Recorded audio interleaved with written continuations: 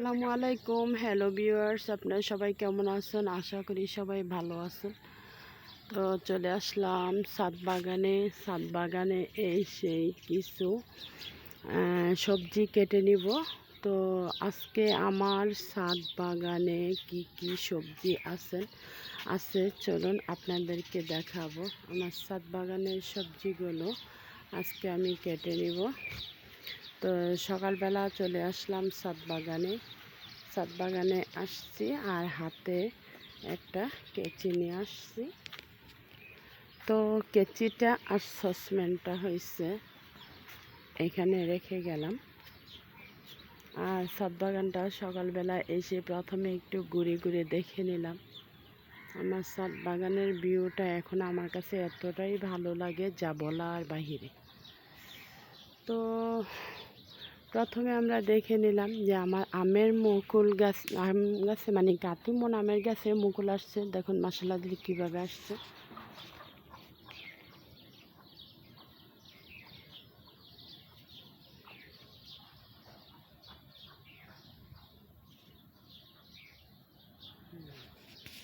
প্রথমে আমি আম গাছটাকে দেখে নিলাম, তারপর দেখে নিলাম যে আমার আনার গাছটার ভিতরে একটা আনার ধরেছে। আমি খেয়াল করিনি গাছটাতে, তবে অনেকগুলো ফুল আসছে, ঝরেও গেছে। আমি এবার পরিচর্যা ভালো করে করতে পারিনি, আর মাঝে মধ্যে অনেকটাই আলসামির কারণেও আমার গাছে পরিচর্যা করা পড়ে না।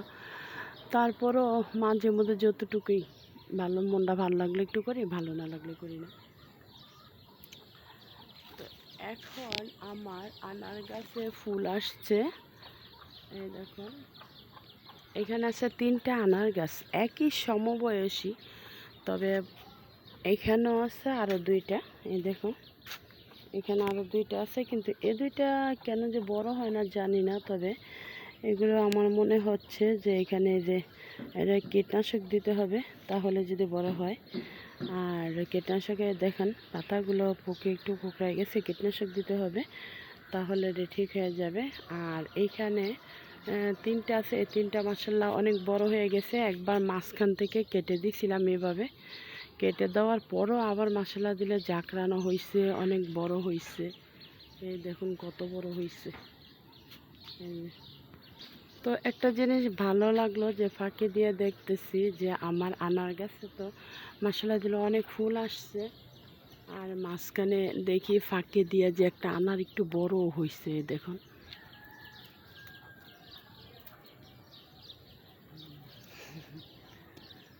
ফাঁকি দিয়ে দেখি একটা আনার বড় হয়েছে। তো আনারটা দেখে আমার কাছে অনেক ভালো লাগলো। তারপর চলে আসলাম পেয়ারা গাছেও মাশাআল্লাহ দিলে ফলো করে দেখলাম অনেকগুলো কলি আসছে, পেয়ারা ধরছে। এই দেখুন,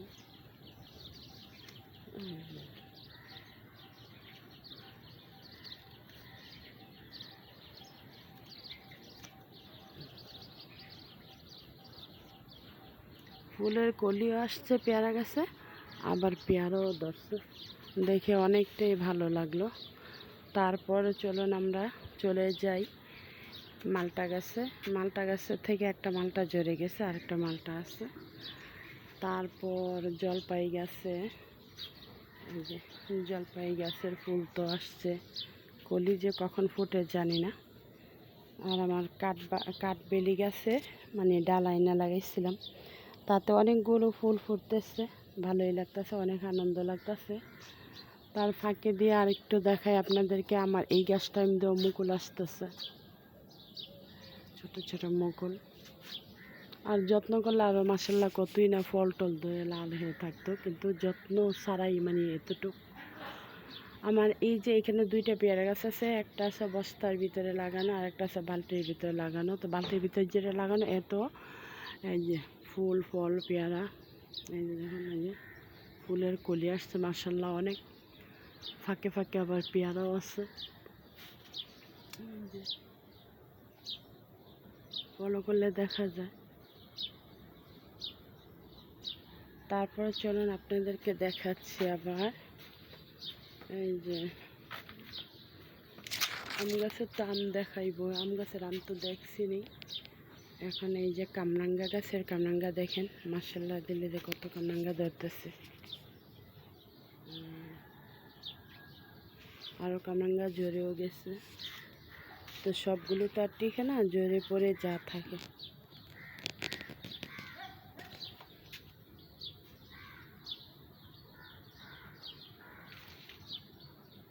এ হচ্ছে আমার ড্রামে লাগানো কামরাঙ্গা গাছ। তারপর চলুন দেখাচ্ছি এই যে আপেল গাছে মাশাআল্লাহ এখানে আমার এই দেখুন 5টা আপেল ধরে আছে।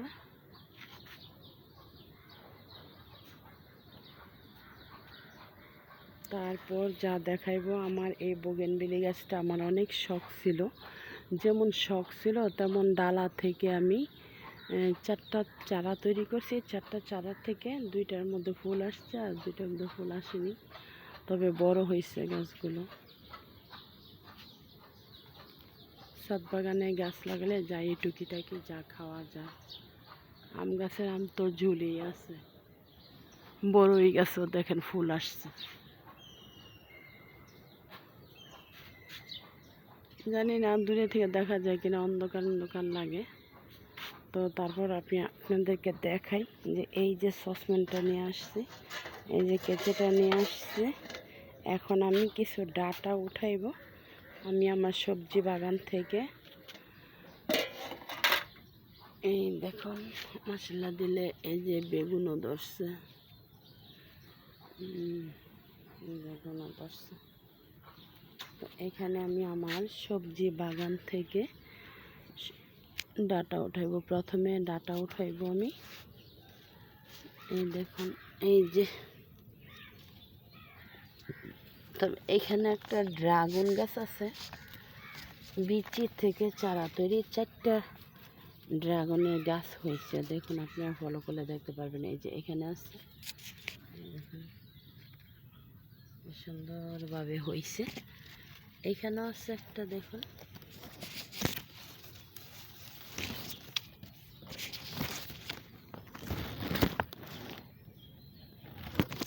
এই ড্রাগন গাছ হলো আমার বিচি থেকে চারা তৈরি।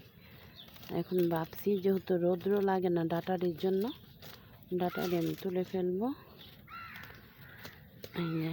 ডাটারি তুলে এখানে আবার আমি আমার মরিচ গাছ থেকে একটা মরিচ সংগ্রহ করছি, পাকা মরিচ। সেই মরিচের বিচিটা আবার এখানে ফেলে দেব, তাহলে আবার মরিচের চারা থেকে মরিচ খেতে পারবো। এখন আমি ডাটাগুলো উঠিয়ে ফেললাম। এই দেখুন, এই যে একটু রৌদ্র লাগবে। আর এই মাটিগুলো, উর্বরা মাটিগুলোর মধ্যে ডাটারি উঠায় ফেলার পরে যে মাটিগুলো হয়েছে, এই মাটিগুলোতে আবার আমি মরিচের বীজ রোপণ করব। এই যে দেখুন ডাটা, এই যে ডাটা, এই যে ডাটা, এই দেখুন ডাটা। তবে 1-2টা ডাটা থাকবে, যাতে করে আবারও খাওয়া যায়। তো আমার ড্রাগন গাছের গোড়া থেকে আমি ডাটাগুলো উঠিয়ে ফেলবো। এই দেখুন মশলাগুলো কত বড় হয়েছে।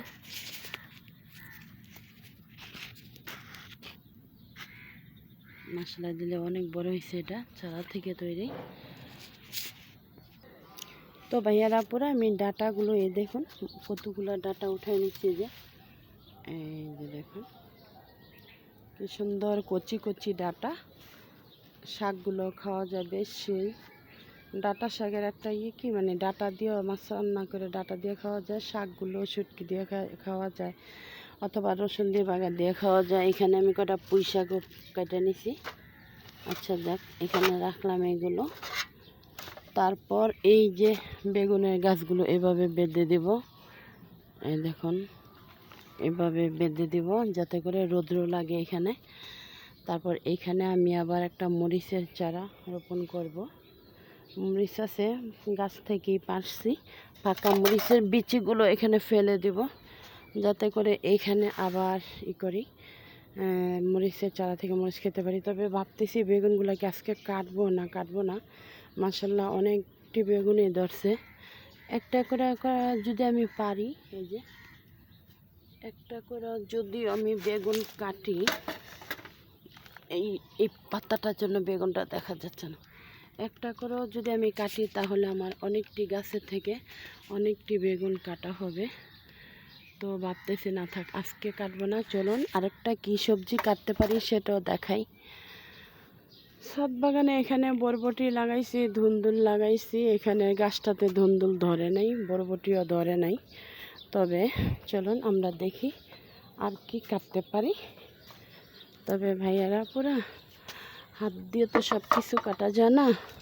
আমি যে ওইখান থেকে দুইটা ধুন্দুল আছে, ধুন্দুলগুলো আমি এই কেচিটার দ্বারাতে কেটে নিব।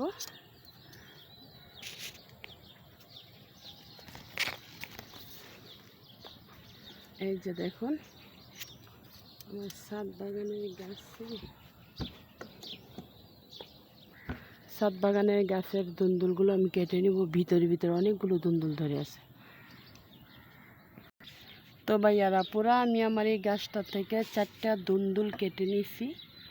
আর এই ধুন্দুল পাতা দিয়ে শুটকি দিয়ে বড়া বানায় খাইতে পারলে অনেক স্বাদ।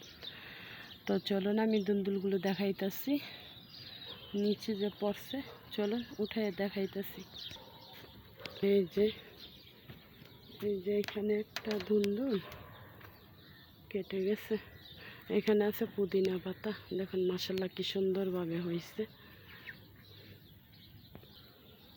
এই যে এখানে বেগুন গাছের বেগুন আছে। এই যে দেখুন, এই যে বেগুন গাছের বেগুন আরো ধরতেছে। এই যে এখানেও বেগুন আছে, ওইখানেও বেগুন ধরছে। তো ভাইয়ারা পরে দেখেন, এই হচ্ছে আজকের জন্য আমার সবজি তরকারি রান্না করার জন্য। দুটা বেগুনও কেটে নিছি। বেগুন যদি কাটতাম আরও অনেকগুলো বেগুন হতো, ছোট বেগুন আমি কাটি নেই, কারণ ওইগুলো আরও বড় হবে। এজনটা অনেক আগে চলে আসছে, তাই নিয়ে নিছি। সবগুলো কাটি না, ওই দিন আবার আরেকদিন কাটবো। ওই দিন কেটে একটু শুটকি দিয়ে রান্না করব। আর এইখানে আছে মিষ্টি কুমড়া শাক। এই যে দেখুন মশলা দিলে কিভাবে বাইছে। এই যে ডামের ভিতরে, এই যে একটা গাছের থেকে এইভাবে বাইছে। এই যে এখানেও বেগুন গাছের চারা লাগিয়ে দিয়েছি ফাঁকে। এত বেগুন ধরছে, চলুন দেখাই। দেখুন এটা হলুদ হয়ে যেতেছে, এটাও পাইরা ফেলাই। কারণ যেগুলো আগে বেগুন ধরছে ওই বেগুন গাছটিতে বেগুন না পারলে আবার বাড়তি হয়ে যায়। তাই এগুলো শুটকি দিয়ে খাইতে ভালো হইব। এগুলো কাটবো। আর আমি কয়েকটা পুঁইশাকের পাতা গোড়া থেকে কেটে নিব। এই দেখুন মাশাল্লাহ অনেক বড় পুঁইশাক হয়েছে, গোবর সার পাইয়া। এই দেখুন মাশাল্লাহ দিলে পাতাগুলো কি বড়ই না হয়েছে। এই দেখুন কি বড় হয়েছে মাশাল্লাহ দিলে পাতাগুলা। দেখেন এই যে কি বড় হয়েছে পাতাগুলা, কি সুন্দর হয়েছে। এই যে সাথে ফুল গাছও আছে। এই দেখুন কি বড় হয়েছে পাতাগুলা। তো ভাইয়ারা আপুরা, আমি আমার সবজি বাগান থেকে এই দেখুন এই যে এগুলো কেটে নিলাম। এই যে বেগুন, ধুন্দুল, পুঁই শাক, ডাঁটা, এখানে 4 পদ হয়ে গেছে। 4 পদের থেকে আমি 2টা তরকারি আমি সুন্দরভাবে অনায়াসে রান্না করতে পারবো। তো আরেকদিন আপনাদেরকে দেখাবো যে আমি আমার এই যে পেঁপুলের শাকও পায়রা নিয়ে আমি এগুলো গরম ভাতের সাথে সরিষার তেল দিয়ে ভর্তা বানিয়ে খাবো। এই কারণে দেখেন এগুলো কি সুন্দর হয়েছে। তো ছাদ বাগানে গাছ লাগাইলে টুকটুক করে অনেক কিছু খাওয়া যায়। আমি আমার ছাদ বাগানটা আমি আমার মনের মতো করে নিছি। এই দেখুন যেমনটাই চাইছি ঠিক তেমনটাই আমি আমার ছাদ বাগানটা তৈরি করে নিছি। ভাইয়ারা আপুরা সবাই ভালো থাকবেন। আজকের জন্য এখানে রেখে দিলাম। ওকে, আল্লাহ হাফেজ।